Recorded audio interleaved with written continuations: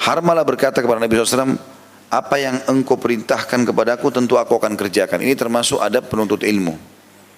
Bagaimana dia minta agar diberikan wasiat. Bisa dengan mengatakan wasiatkanlah saya, nasihatilah saya. Tapi termasuk juga hal yang baik adalah sudah yakin gurunya ini benar, dia mengatakan perintahkan apa ini, saya mau kerjakan. Gitu. Jadi mungkin yang terlintas di benak gurunya pada saya itu akan disampaikan. Perintah saya begini dan begitu. Ya. Pernah ada seorang ikhwah mengatakan kepada saya, Ustaz apa kabar? Terus kemudian saya jawab, Alhamdulillah baik. Saya tanya balik, bagaimana ibadah antum? Saya cuma nanya biasa umum gitu. Tiba-tiba dia jadikan sebagai statusnya. Berbicara sebentar dengan guru, akhirnya saya ditanya tentang ibadah. Dan ini pertanyaan sederhana tapi dalam. Padahal saya tidak niat itu sebenarnya. Saya cuma umum menanyakan karena pas Ramadan gitu kan. Tapi rupanya dia bisa ambil pelajaran dari situ. Ya. Bahwasanya yang sedang ditanya adalah ibadah. Jadi coba koreksi masalah puasa, masalah sholat malamnya, masalah zikir dan seterusnya. Maka ada manfaat-manfaat yang bisa kita ambil. Gitu.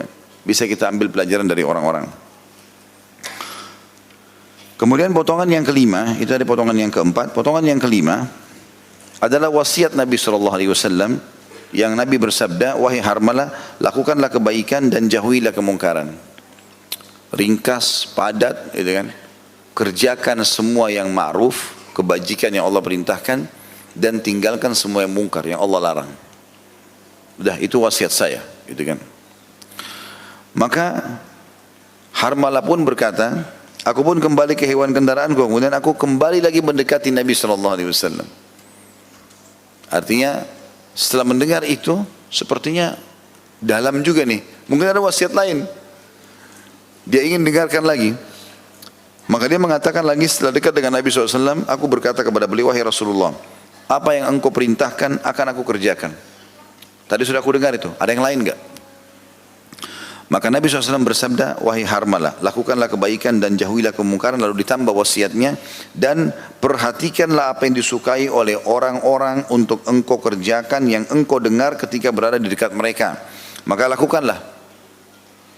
Jadi kalau seandainya kau sedang duduk sama orang-orang, kira-kira dari pembicaraan mereka, kau bisa tangkap orang siapa, tipologi seperti apa yang disukai oleh mereka. Oh si fulan itu jujur, oh si fulan itu dermawan, oh si fulan itu begini dan begitu, ramah. Lakukanlah itu. Kata Nabi SAW, apa yang kau dengar dari orang-orang yang baik, maka kerjakan.